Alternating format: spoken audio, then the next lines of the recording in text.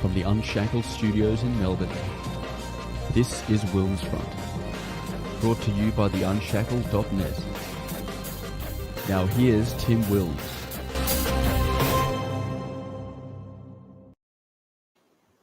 Hello everyone and welcome to this week's WilmsFront featured interview show on this Thursday, the 15th of July, 2021.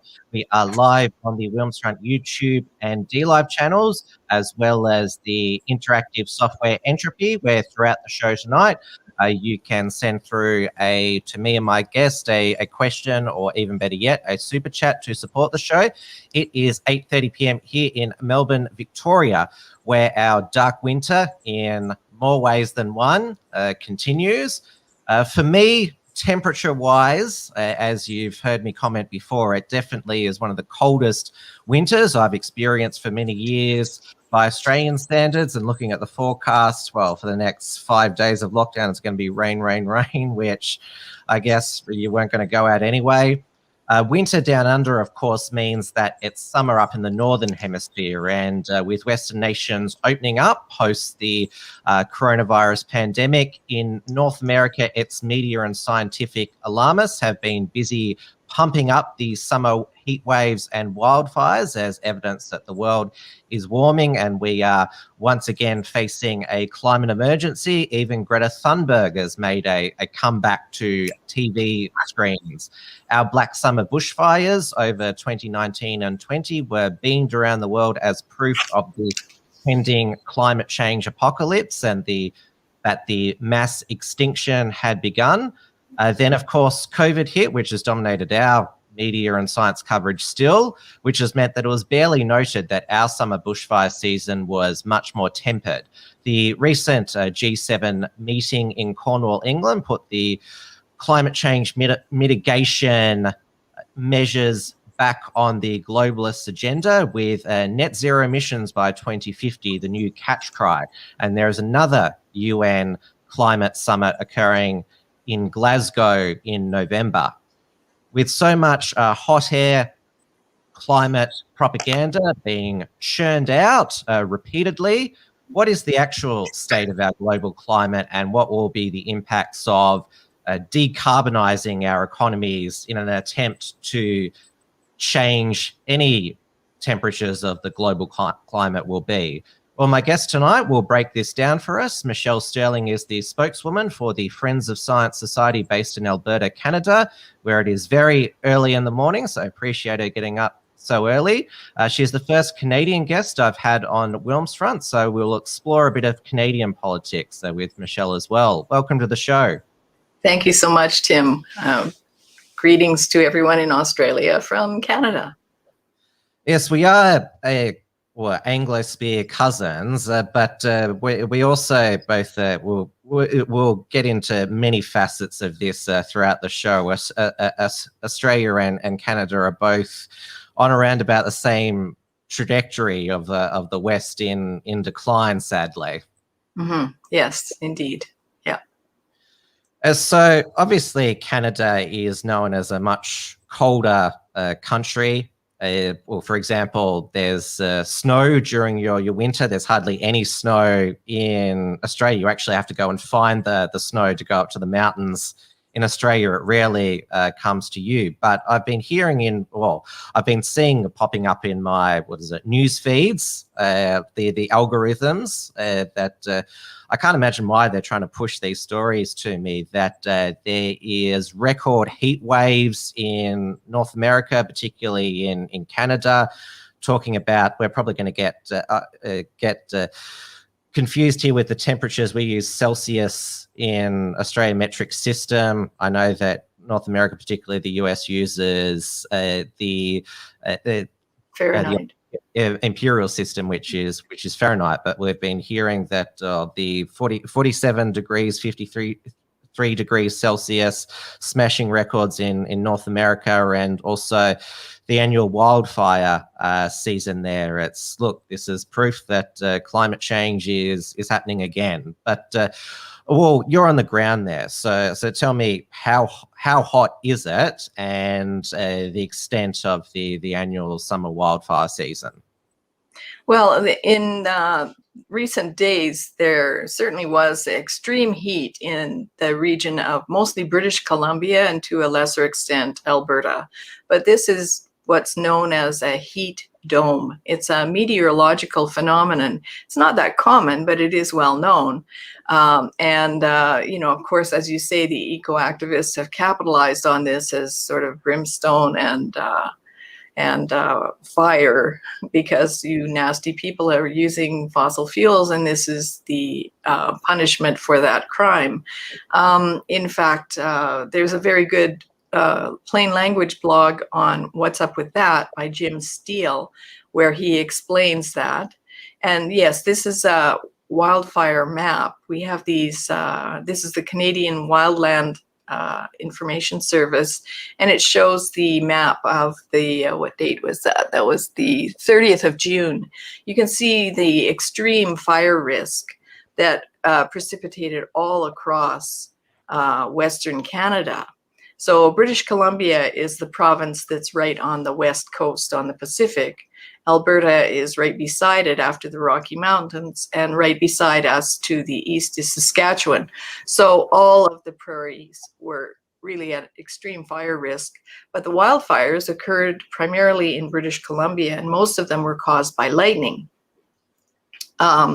which is a common phenomenon apparently when you have these extreme heat domes. So if you look at the fire danger risk map of a couple of days later, it's completely changed. It's not that hot, but across all of the prairies, it's like shifted over. But the wildfire problems continued in British Columbia. So you can see that this is really a regional phenomenon, because if you look further to the east, you can see that Quebec and Ontario, the big provinces to the east, were in blue and light green, indicating that they were very low risk. If this was climate change, these kinds of patterns would be set in stone kind of over all the entire period, and would have affected everybody equally. Now, if you go back up there, I can just maybe look at what Cliff Mass had to say. Cliff Mass is an atmospheric scientist and meteorologist. He's a professor of atmospheric science and a specialist in Pacific Northwest US climate and weather patterns. So he talked about the heat dome, and he said that everything had to come together just right to give this extreme event.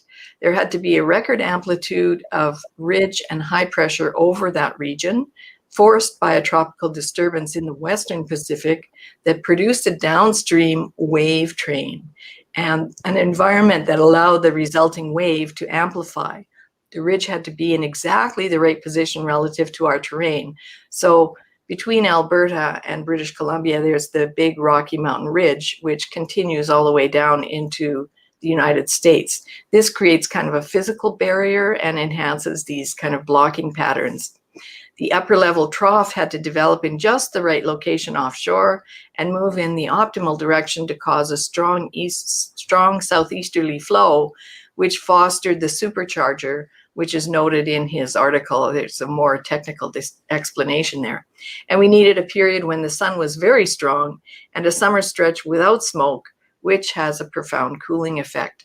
So he says the meteorological dice had to come up all sixes, and they did. So, it's not something that's unknown to meteorologists, but of course, the media took off with it. And you may wonder why media around the world took off with it. There's a group called the Columbia Journalism Review, once a very respected media outlet and school in the United States. This is a Cliff Mass weather blog, where he gives a very detailed and lengthy explanation of all of the factors. But the Columbia Journalism Review is running a program worldwide with 400 media outlets, reaching 2 billion people, called Covering Climate Now. And their main focus in Covering Climate Now is really censoring any of this type of information and highlighting the extreme and exaggerated materials.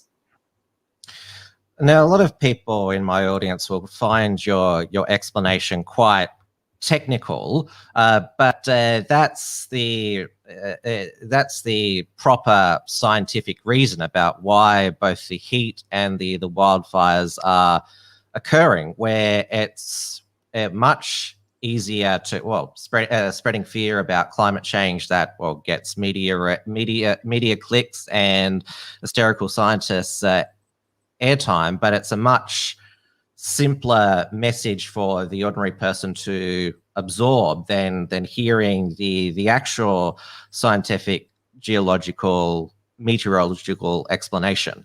Mm-hmm. And there are also wildfire factors per se. Our wildfire consultant said that the 2021 forestry conditions, wildfire conditions, is a variant of a very similar time in 2017. And this is driven by the equilibrium moisture and the content of fuels. And in Australia, some of you will be used to the fact that people claim that wildfires in Australia are caused by climate change. And actually, there's some very good footage of Australians walking through your bush, showing how the fuel load on the forest floor or the bush floor is really the main contributor. And once a small fire starts, whoosh, it just takes off. So our forestry consultant here said that you reach a point where increasing the rate of drying reaches a physical maximum regardless of heat. So he says that in the middle of June, we were still talking about January, meaning that it was quite cold. We had a cool, bright spring, which encouraged a lot of new growth of vegetation. And ordinarily that new vegetation would mature and acquire some degree of drought and heat hardiness. But the heat rolled in, and by last weekend, foliage was being killed outright because it was so hot. And you could smell it in the air. By Monday, that freshly killed vegetation was rapidly curing and still standing. So this creates kind of a cribbing type of construct where if fire hits this kind of vegetation, whoosh, it just takes off. So that freshly killed vegetation was rapidly curing and still standing rather than lodging and falling to the ground. And the relative humidity in the town of Lytton, which you've probably heard about, which 90% of it burned to the ground, was at 10%. That was the relative humidity. The temperatures were very high.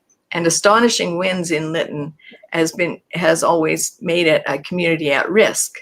So Lytton is situated in kind of a wind tunnel, if you like, between the mountains.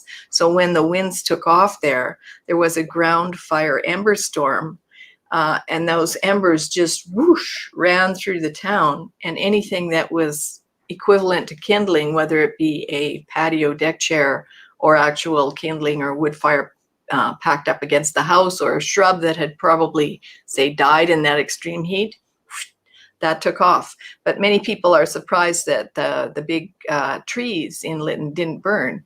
Well, that's because it was a low intensity fire, but very fast moving ember storm.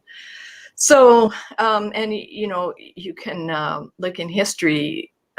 Lytton has burned down before. In 1931, the hotel burnt down, very similar manner. So just like the Santa Ana winds in California and the combination of wildfires there, a very similar thing happens. Let's move on to climate politics, because sadly the proper scientific explanation gets, as you found in your experience, gets shadow banned and fact checked on social media. But even before the social media internet news age, politicians were already on the climate crusade in Western nations. There was, we should go back to, the first climate summit was really the Rio Earth Summit, which was it 1992, was it? Yes, actually before that, there was also the 1972 Stockholm Conference, which kind of set the basis of all of this. But 92 was when it really took off, yes. And then we had the Kyoto Protocol, which was ratified by various nations in the 2000s. Though, when the climate activists and those with interest in alternate renewable energies pushed the cap and trade, or other terms were emissions trading schemes, or what is it, the blunt term, the carbon tax.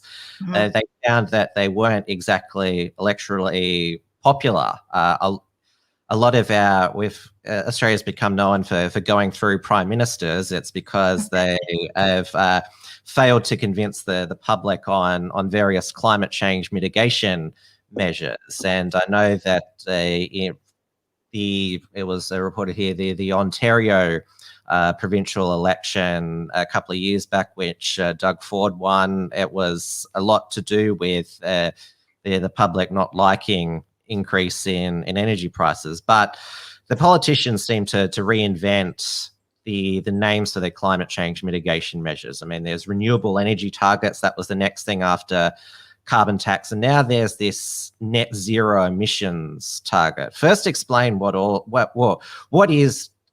does net zero emissions mean, and what are the politicians spruiking in Canada? Well, net zero has some kind of fluid definitions, I must say. It's not precise for everybody, but the general idea of net zero is that you would not be producing more emissions than you are removing, whether you're removing them by, or allegedly removing them by, buying carbon offsets from someone who has those, that extra emissions to spare in their quota, or whether you're actually doing something to extract carbon dioxide emissions from the air, for instance, carbon capture and storage, or direct air capture, or turning carbon dioxide into very expensive vodka. This is one of the latest gimmicks in Canada. So, it's people are kind of desperate. And this is, I should say, is driven by investors at the United Nations Principles for Responsible Investment. They're all signatory. They are about 1,000 institutional investors, like pension funds, government pension funds usually, and insured, that they are all signatory to the UNPRI 6 principles, and their fiduciary guru is Al Gore, and they're all climate addled. You can see on their website that the most important thing to them in the world is climate change. So they sit on about $90 trillion in assets under management, and they are the ones who are swaying governments to take these measures, these radical measures. Now, they have been influenced by, I would say primarily influenced by a report called Risky Business, which was put together by Thomas Steyer, who's an American billionaire, and Michael Bloomberg of the Bloomberg BNN fame, and some ENGOs. And the Risky Business report was issued in 2014. Interestingly, this was the year after the United Nations Climate Bible Makers, the Intergovernmental Panel on Climate Change. It was the year after they had issued a statement saying there'd been no statistically significant global warming since before Kyoto. So suddenly these influential billionaires come up with a plan that is proliferated throughout the financial community called Risky Business. The trick to know is that they concentrated on what's called a scenario RCP 8.5, which is the least likely scenario. It's implausible. And Roger Pielke Jr., who's an American climate policy analyst, he and a fellow named Justin Ritchie from the University of British Columbia have written a peer-reviewed paper and a couple of other documents, one which will be showing up in issues in Science and Technology in August, but there's a preprint out. Anyway, they have shown that almost all published papers that predict a climate catastrophe use this implausible 8.5 scenario. And they've shown that since the publication of Risky Business, this has proliferated throughout finance, throughout academia. He's got a listing of all the Google Scholar papers that come out every week, dozens of them every week, using this RCP 8.5, which is completely implausible. So that's where the climate catastrophe has taken hold in government, in finance, and in the minds of the public and in the media.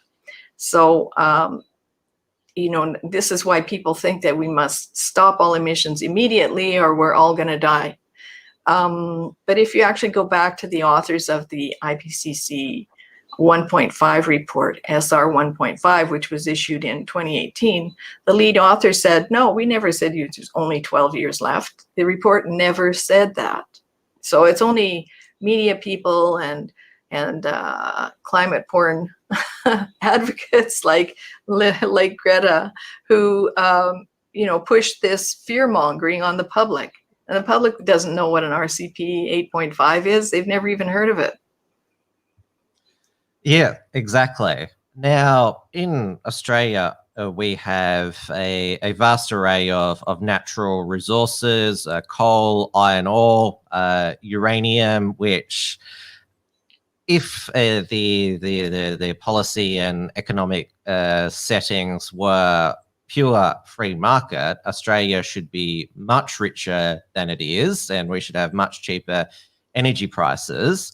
Canada has a vast array of oil, but of course, all of these things are evil fossil fuels. Well, uranium is also radioactive, even though nuclear energy has no emissions. But the climate activists don't want nuclear. What has been the impact on Canada's energy market and prices from the various mitigation measures at both a provincial and federal level?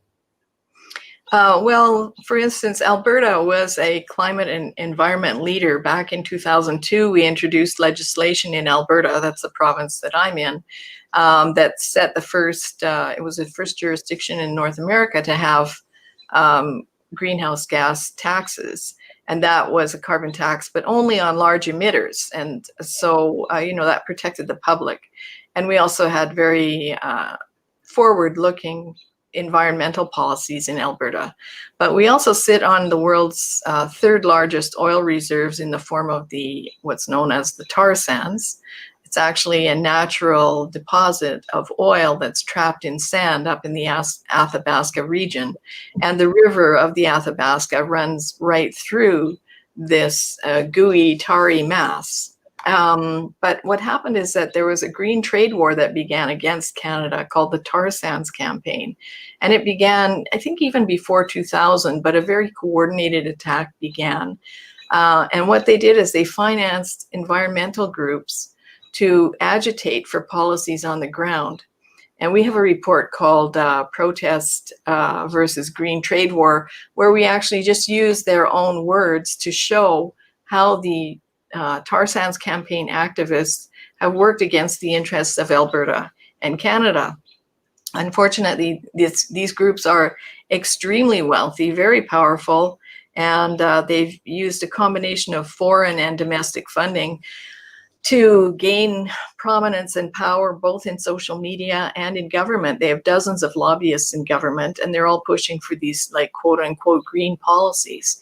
But just to give you an idea, the revenues received by the top 40 environmental groups and their environmental law counterparts from 2000 to 2018 was over 18 times the revenues received by all Canadian political parties at the federal level, and over 27 times the revenues received by market-oriented institutes. One of the more prominent ones here is Fraser Institute, or the Montreal Economic Institute. Both Ducks Unlimited and Nature Conservancy Canada annually receive higher revenues than all major federal political parties, and a large portion of that funding to these organizations is from the federal government. So you see they've got This is their circular economy, their self-dealing, it would appear. And the revenues received by the Tides organization, which is a very large left-wing endeavor out of the United States. But the Canadian version, the revenue received by Tides in Canada is more than the combined revenues of our two largest federal political parties, which would be the Liberal and Conservative parties. And that was in the same time period. So, and David Suzuki Foundation, I know that many Australians know about David Suzuki. Yes. The average annual revenues exceed the annual revenues of the federal New Democratic Party, which is probably the third largest party in Canada. So that's pretty astounding. And that's where a lot of that power comes from. It's, people have been unaware of this, and they've been unaware of what's been happening in the background. So sorry if I'm going on a bit here, but I just want to read this excerpt from one of our reports. The foreign funded phase out tar sands campaigns were driven by groups like Greenpeace. And Greenpeace in Canada is not a charity, but they're funded by various Climate Works partners, and Climate Works is a big organization in the United States. So the Oak Foundation funded them in 2009, and the grant document says to initiate 3 distinct but interrelated efforts concerning the tar sands in Alberta to enhance the ability of Greenpeace Canada to more effectively launch and deliver its phase out tar sands campaign. So, this is actually stated in a document that an environmental group operating in Canada is being funded by a foreign group to destroy one of our main industries. And I think you're facing that in Australia as well, with the Adani coal campaigns and similar kinds of ENGO attacks on resource industries, where, you have to wonder, how is this ethical? How is it legal? How is it possible that this goes on and no one says a word about it? We are probably the largest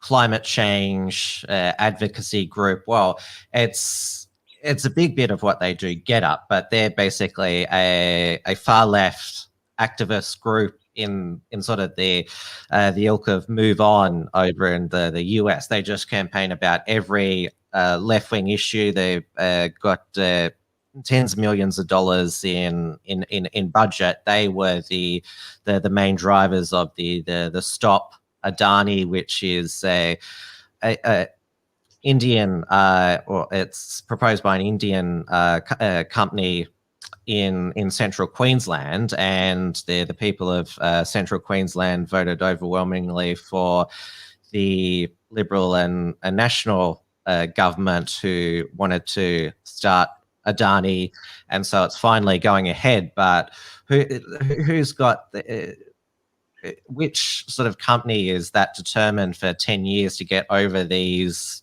hurdles that all of these environmental groups, another one that, well, it was born out of Tasmania by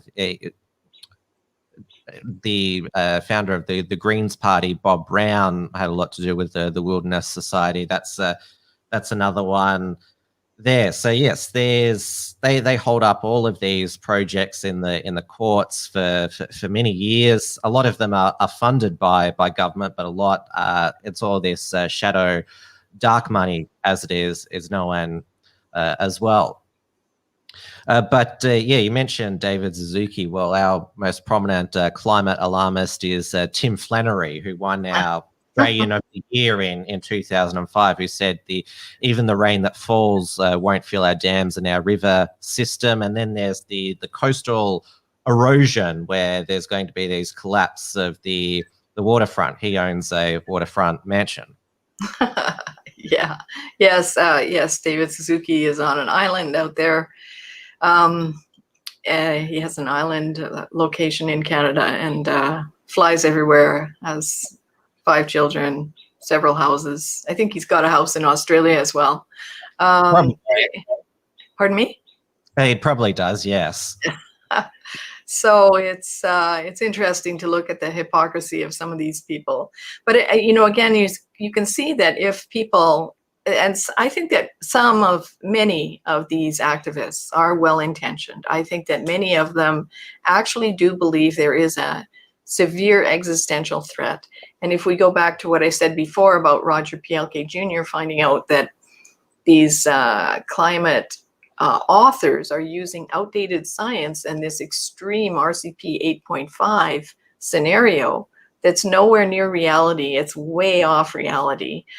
You can see why people would be terrified that, you know, the world is going to end. And in fact, actually, James Hansen wrote a book called Storms for My Grandchildren. And in it, he said that, you know, the oceans would boil and all the water would boil away and we'd look like Venus. And he said that that would happen within 500 years.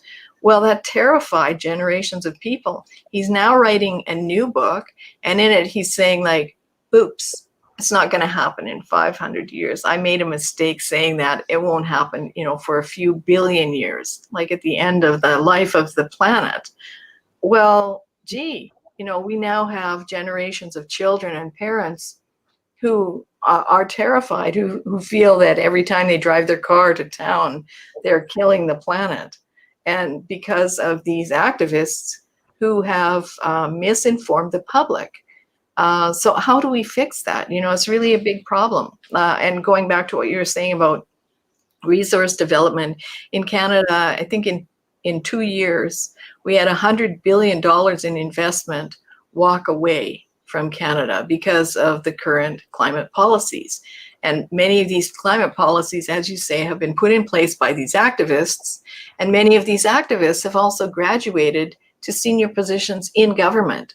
So, you know, when the environmental lobbyists go to meet with them, it's like old home night and they all agree already. So there's no open public debate on these policies taking place. And in fact, as you noted in your questions to me, our federal government is trying desperately to implement extreme laws of censorship like Bill C-10, which was recently blocked by the Senate, who said that a stake should be put through the heart of Bill C-10.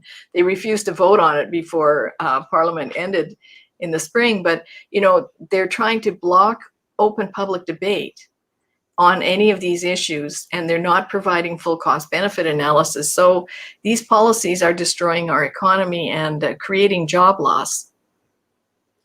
Certainly in Australia, the climate debate is much more open than it was, say, 15 years ago, when the climate consensus, as what it's called, was at its peak. There was only a few dissenters at that time in our local media, such as Andrew Bolt and Alan Jones, who are still around today. The real reopening of the public debate and the defeat of the carbon tax, the first incarnation of, as I was talking about before, climate mitigation measures, was also in large part to one of our local free market think tanks, the Institute of Public Affairs. They've invited Canadians over, such as Mark Stein and Donna Lafram Brose.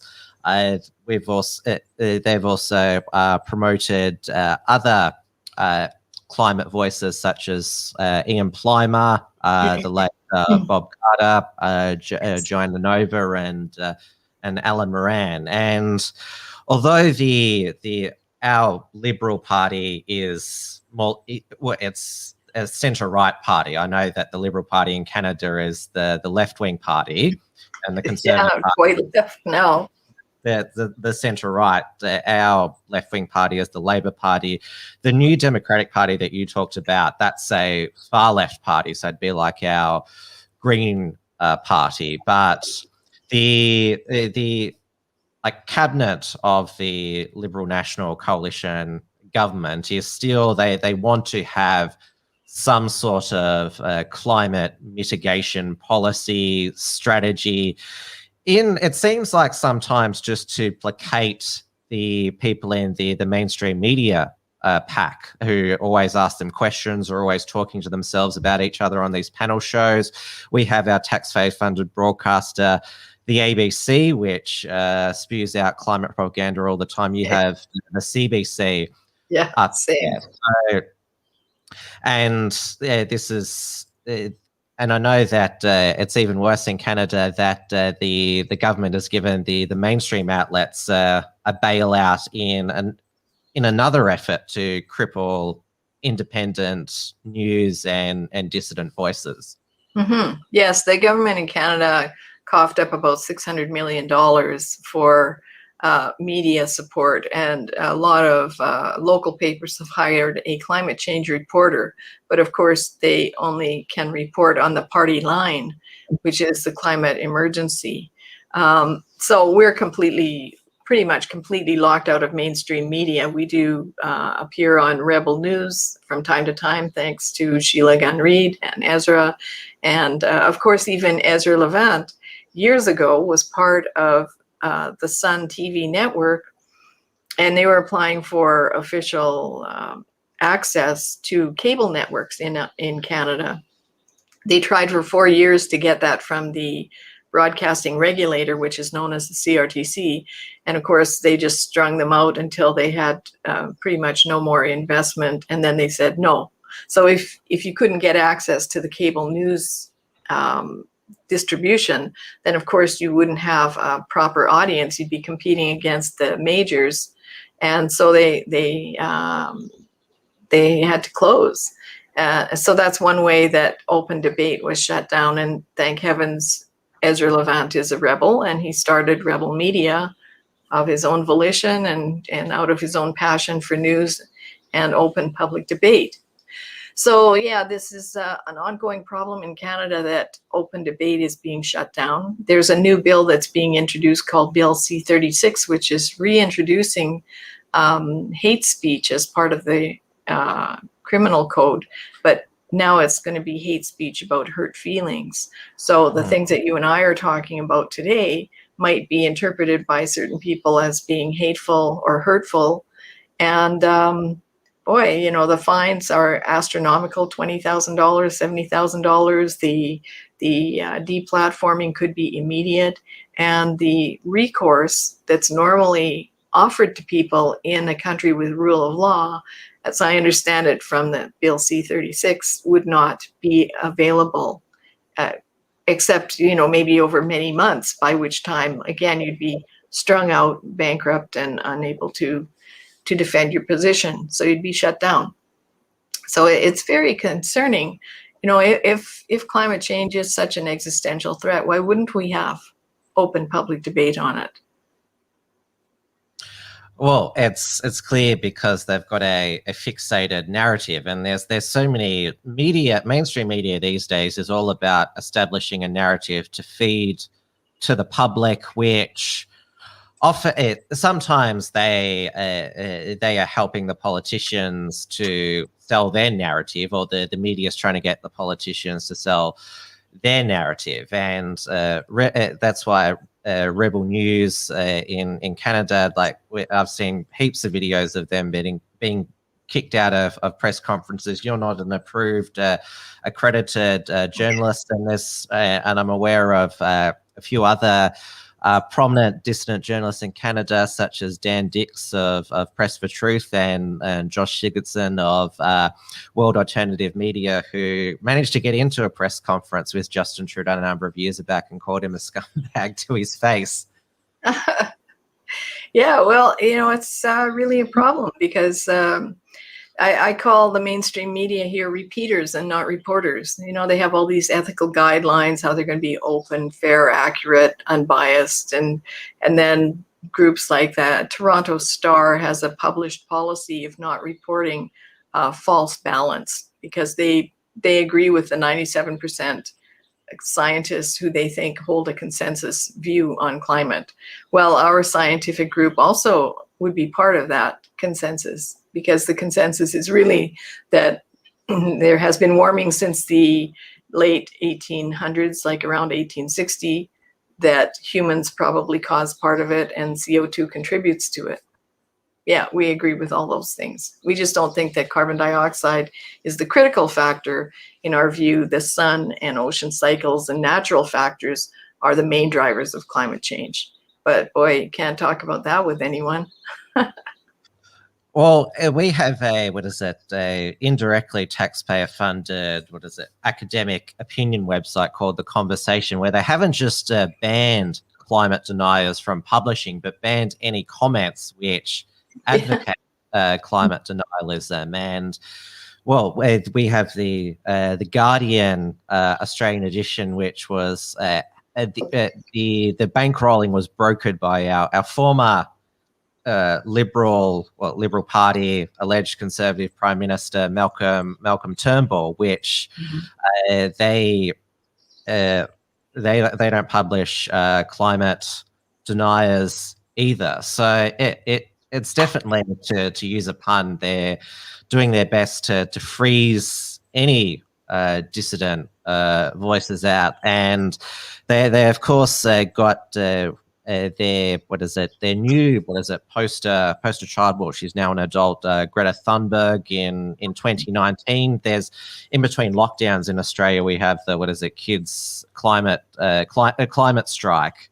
But Greta fell into a bit of irrelevancy when COVID hit. She claimed that she had COVID, and in the end decided to go back to school. It was the interesting thing, though. Greta, she couldn't really sort of advocate for a strict COVID control measures, given that she was in a country that decided from the very beginning to learn to live with the virus. But she's back now, and she's back to her most, you would say, snarky self. Basically, a mainstream media journalist invite her on the show, and she basically says, "You're all not doing a good enough job to my satisfaction." Right. Yes, actually, I saw her addressing a group that was meeting in Austria. And I thought, wow, when I was growing up, if a young person spoke like that to their adults, they would be sent to their room, probably for a week. They'd be grounded. So we've done quite a bit of video material about Greta Thunberg. One of the things we did was her secret to success, which is actually based on the fact that she's backed by these carbon offset kings in Sweden. If you look at the IPO, the initial public offering for the group We Don't Have Time, Greta is listed on the board of their nonprofit foundation. This was when she was still a child. So obviously there's some arrangement there between the parents and that group. And left-wing alternative journalist and blogger Cory Morningstar has written a book called The Manufacturing of Greta Thunberg that's certainly worth a look. She's also got it posted as a blog under that same name.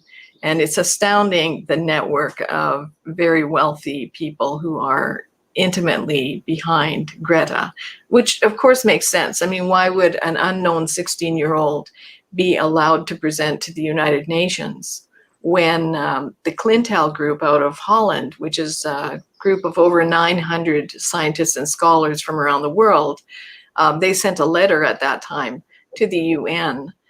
They weren't invited to present there. They weren't invited to Davos, but Greta was. So if you're a common sense thinker, you realize this poor young woman is being exploited. She's just a prop for this carbon offset movement. And part of this is related, of course, to the COP26 upcoming Glasgow conference, the conference of the parties, where they're going to try and implement the Paris rule book, which I hope you can see I'm drinking here. Quit Paris. Every country should quit the Paris Agreement, because it's just really an extortion agreement for the Western nations and all the developed nations who supposedly signed on. Why did they sign on? Because they were promised $100 billion a year green fund that you are going to have to pay. This is a green fund with no accountability. And this idea was instituted, say, back in the 1990s when the UNFCCC developed, the United Nations Climate Conference of the Parties on Climate Change. And they developed the idea that, okay, China is a developing nation. All the developing nations will not be required to meet the standards of the Western developed nations. So the idea was that countries like Canada, Australia, Europe, the US, they're the ones who have historically created all the pollution and therefore created climate change problems. They will have to pay reparations, if you like, in the form of this $100 billion a year. But in the interim, China is no longer really a developing nation. It's about to overtake the United States. Yes.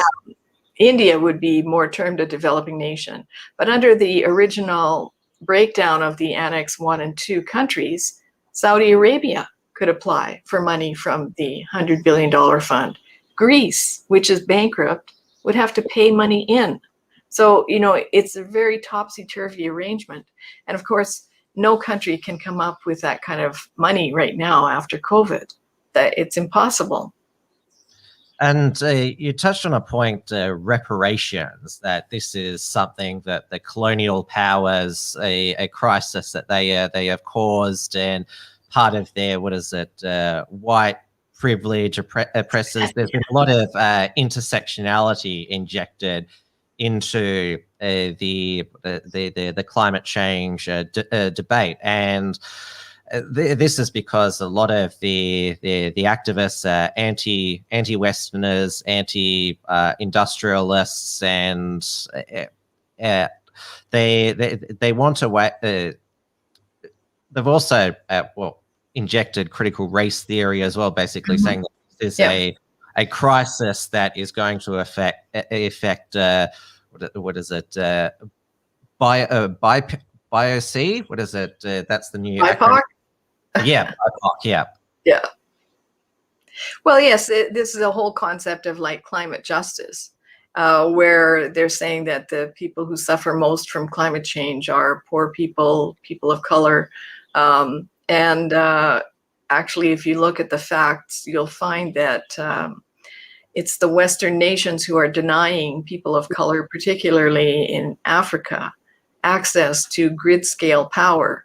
So it's sad and ironic to learn that there's a number of companies and a number of pension funds financing these companies that are operating in Africa. They do provide a useful service. They go to small African villages and individuals and say, look, we'll give you this little solar panel and you can charge your cell phone on it.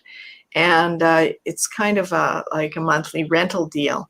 And if you don't pay exactly on time, then they cut you off because they have it set into their infrastructure that they can do that.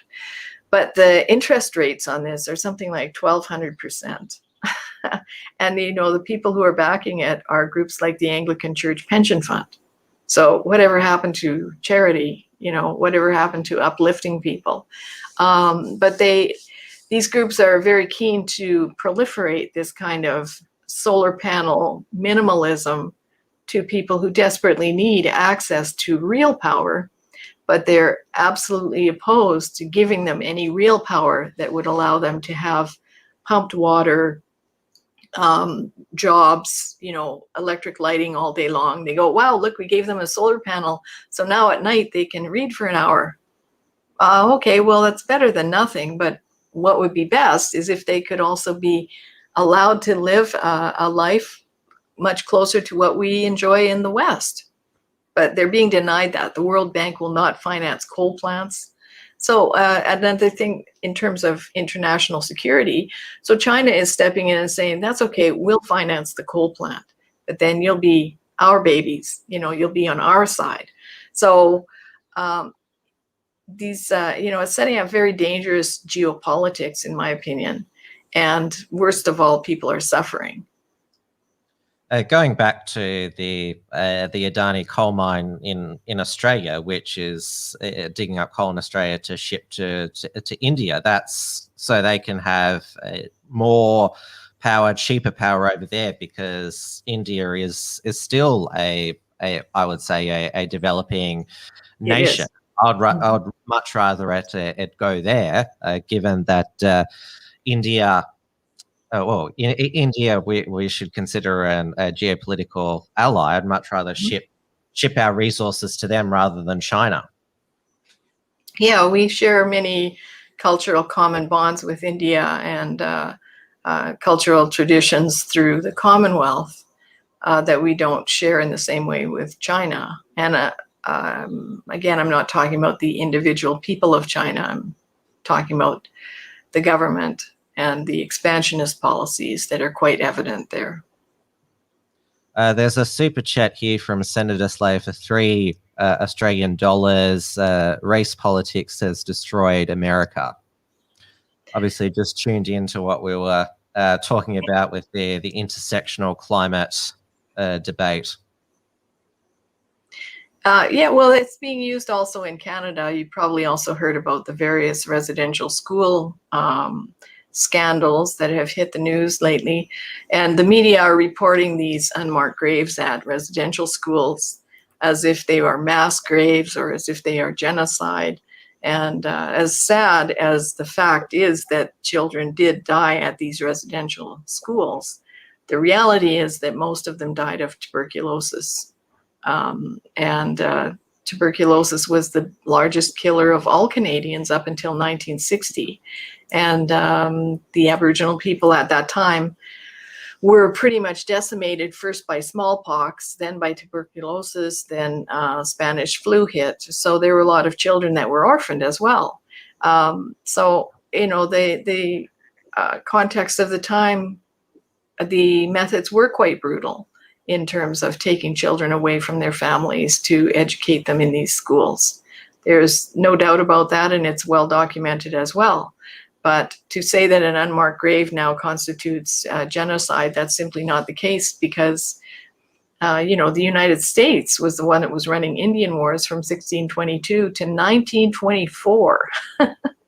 And in Canada, it was Sir John A. Macdonald who sent the Mounties, our famous Mounties, west to Alberta to stop a genocide by the US whiskey traders who had infiltrated Alberta and were actively destroying the lives of Aboriginal people in Alberta. And there's a very well-known tragic massacre called the Cypress Hills Massacre, where they literally gunned down and slaughtered a whole tribe in the Cypress Hills. And that's what the Mounties came to stop. They came to hunt down those killers, which they did hunt them down. They weren't able to extradite them in the end, but they did hunt them down and they did stop that kind of violence. So Aboriginal people have survived to this day, albeit with traumas from this past. But it's not like it's being reported in the media, which is really a shame. It's, you know, because it's creating a rift. And I will say the tar sands campaign also had a very active component of exploiting the legitimate complaints of Aboriginal people against mainstream society in Canada, exploiting that for their own ends, such as blocking Keystone XL. That's a crash course in Canadian Aboriginal relations there, but yeah, it's been beamed into us in Australia, not just the protests about the uncovering of these mass graves, but the burning of the Catholic churches, because they ran a lot of these orphanages, which is that counted as part of the wildfire season that these. No, although there is an investigation going on in Lytton, the town that burnt down 90% in British Columbia. There is some concern that there may have been human causation, direct causation of the fire that burnt down that town. I don't know how far along they are on that, but yes, the church burning is actually sadly, you know, really tragic, because most of these little churches that are being burnt down are churches that are operated by Aboriginal Christians. A lot of Aboriginal people are actually Christians, and they worshipped at these little churches. These are often historic churches that are 100 years old or more. You know, and it should be remembered that the missionaries who came here, they came to a people who had no written language. So they created dictionaries and they created a written language that helped preserve the culture of these people. And that's partly why the government had chosen the missionaries and the churches to establish the residential schools because they had access to the language. They had already made connections with the people, and many of these nuns and priests were on the front line of trying to help people with the TB pandemic that was taking over most of Canada at that time.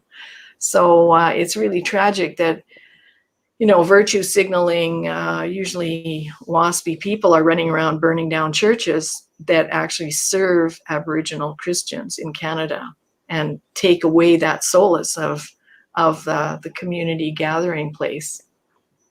It's interesting that the local police in Canada can't find many of the suspects or prevent these arson attacks, but they can make time to arrest pastors conducting services in various churches in Canada. We've had some brutal lockdowns here in Australia. I've seen what's happened in Canada, particularly in Manitoba, Ontario, and Quebec. And we've spoken about how difficult it has been over the past 20 years for parties to sell climate policies. But in Australia and Canada, they've sold the COVID crisis and associated lockdowns. I mean, my state of Victoria is just about to enter its fifth lockdown. And so now you have these various articles popping up. Hey, if we can sell COVID lockdowns and the overwhelming majority, like 90% people are compliant and it gets governments re-elected, then why not climate lockdowns, which the suggestions have been banning meat consumption and banning car usage. It was interesting that Bill Gates, who's been talking about the pandemic and the COVID vaccines, is already onto a book about climate change. Do you think that they seriously could? I mean, it sounds like they're sort of fantasizing a bit, but could they try this? I think that probably is the next step. If you look at the Deutsche Bank, they issued a document about how to rebuild back in November, and one of their recommendations is that maybe we should have an eco-dictatorship. And one of the examples they give is that what if somebody doesn't have the money or doesn't want to install a heat pump in their home rather than having a gas boiler? Well, you know, maybe under an eco-dictatorship, they'll just have to, you know, and that's pretty creepy coming from a German bank, especially in light of the tragic history there. Mariana Mazzucato, who's an economist, she's not a climate scientist, she's an economist, but back in, I think it was September, she issued a public statement saying that, you know, climate lockdowns are next and we better cut our emissions or this is what's going to happen. Again, if we go back to Roger Pielke Jr.'s and Justin Ritchie's work, all of this fear-mongering stems from the misuse of this RCP 8.5 scenario, which there's actually 4 of these scenarios, and the RCP 8.5 is way up here, and we're down here around the RCP 4.5, leaning toward the 2.6. So this is where emissions and temperatures are, and this is where they're claiming that they're going, but they're not going there. So you should people should look up. I think it's called distorting our perceptions of climate. I can't remember the name of Pielke's work right now. I know that he's got one on his blog called The Unstoppable Momentum of Outdated Science. And he talks about how it's like a Titanic trying to turn this around. And it's the example he gives is that, you know, this doesn't only happen in climate science. He gives an example of breast cancer research where for decades, people were using this particular cell line to do research on breast cancer, only to find out much later that this is a cancer cell line, but it's a skin cancer cell line. It has nothing to do with breast cancer. So there's thousands of research papers based on the wrong cell. So it is very possible in science that people, you know, get stuck on the wrong track, take the wrong turn, and continue going. And that's what's happened in climate science. So there's no need for these climate lockdowns. Unless, of course, the climate world has collapsed the economy, which is a possibility. And they're using it as a cover for that financial collapse and trying to reset everything by pretending that that didn't happen, pretending that COVID is the reason for the collapse, and pretending that climate is the solution. What's your expectation about what will happen at the Glasgow UN Climate Summit in November? Because after the Copenhagen, or you'd say glorious disaster in 2009, that was also when ClimateGate happened, with all of the emails leaked. Basically, this is how we're going to exaggerate the climate catastrophe. But there was more of a agreement at Paris in 2015. You probably need a new mug. Stop Glasgow. What you should bring out. What's your expectation about what will happen? What's on the agenda? Well, they're trying to implement the Paris rule book. So this is very common in the ENGO climate world, where people put forward an idea like the Paris Agreement, and they say, come on board. It's purely voluntary. All you have to do is report every 5 years on your progress, tell us what your emissions reduction plan is, and that's it. You don't have to do anything. It's not non-binding. So, and you'll have access to the $100 billion fund. So, of course, many of the countries signed on. And actually, if you read this book by Christiana Figueres and Tom Rickett, what's his last name? He's part of the CDP worldwide. Anyway, if you read their book, you find out that behind the scenes people were, pulling strings to force the climate agreement into place at Paris. So purely voluntary. What are they trying to do now? They're trying to make it mandatory. They're turning it into the Paris rule book.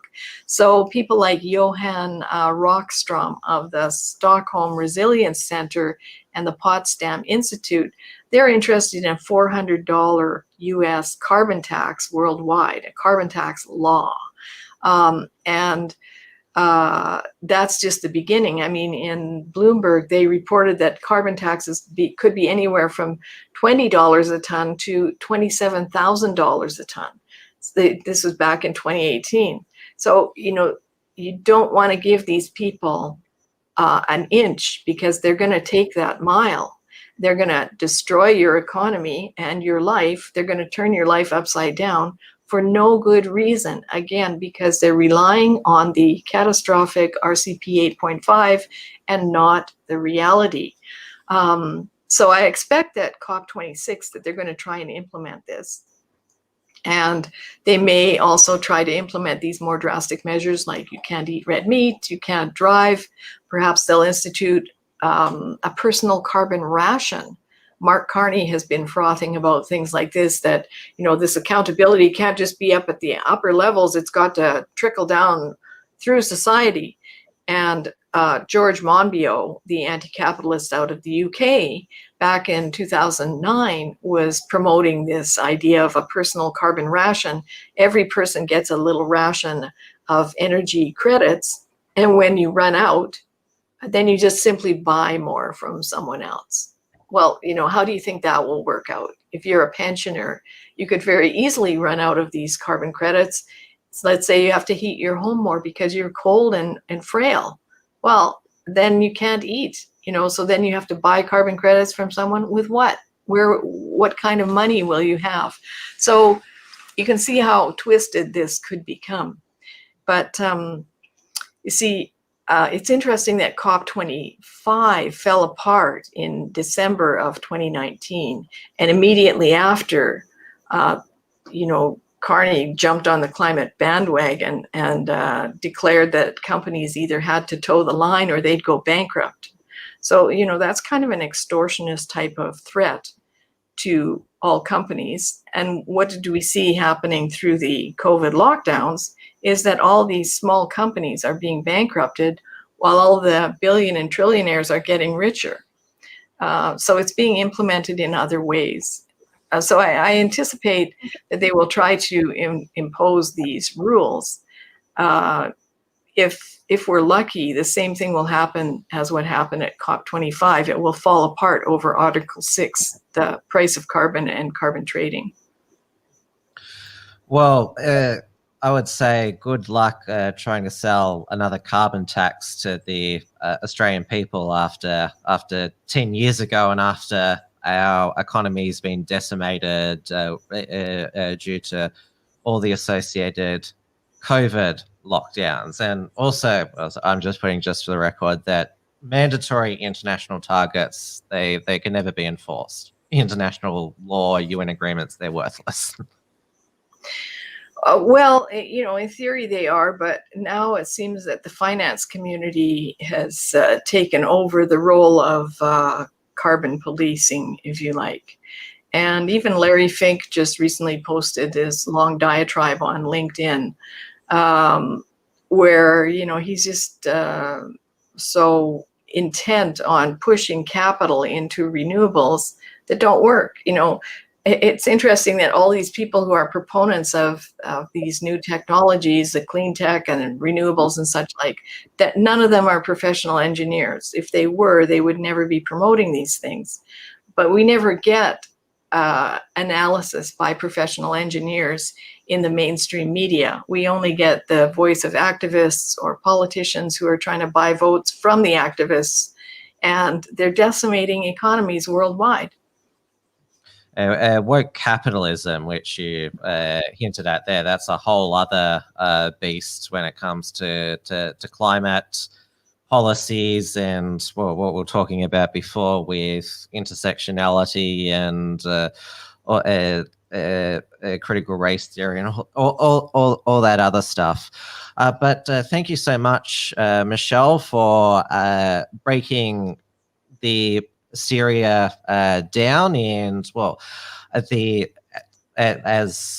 a lot of this, particularly explaining the wildfires and the heat domes, it's technical, but that's what you need to. That's what puts it in perspective. Where relax like this. Well, obviously wildfires are bad, but no, this is not the climate apocalypse. This is just the general climate cycle. So people to see more of Friends of Science productions and publications, where can they go?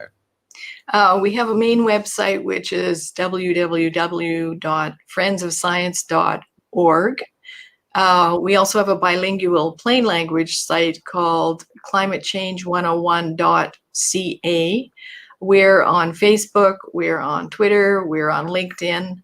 Yes, you can become a member if you'd like, and then you'll get our newsletters. You can donate to our cause.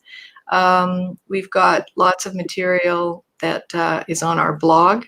We work with Robert Lyman, who is a former public servant in Canada, 27 years in government, 10 years as a diplomat. He provides a lot of our informed analysis on economic policies.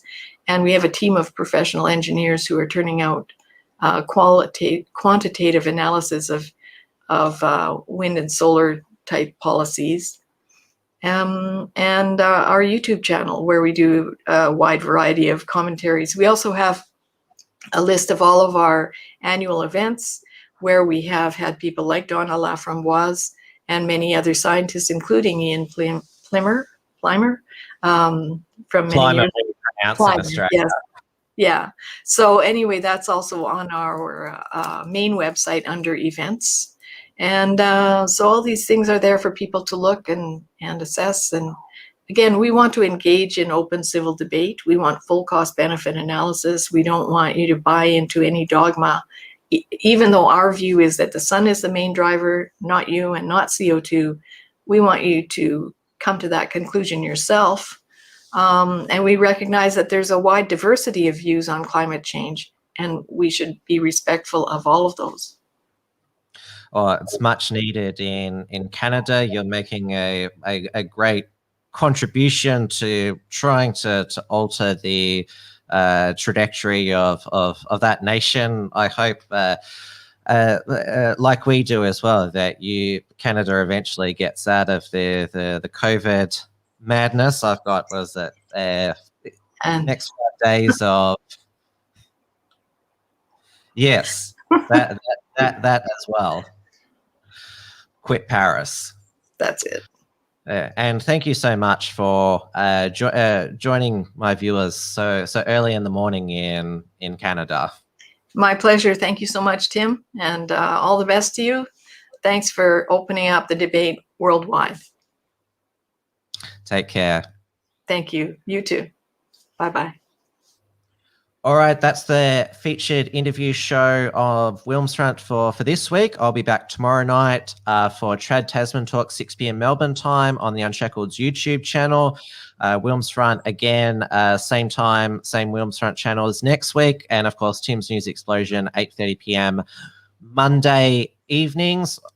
And of course, keep checking the unshackled.net on a regular basis for our Unshackled Productions archive and our publications as well. Take care, everybody. If you're in Victoria or Sydney, please stay safe, sane, and we will get through this as well, the non-elites. Good night, everybody.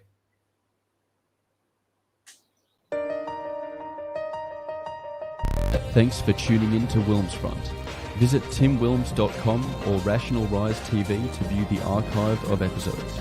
And keep visiting the unshackled.net to view all our shows. And to keep up with the latest real news and analysis.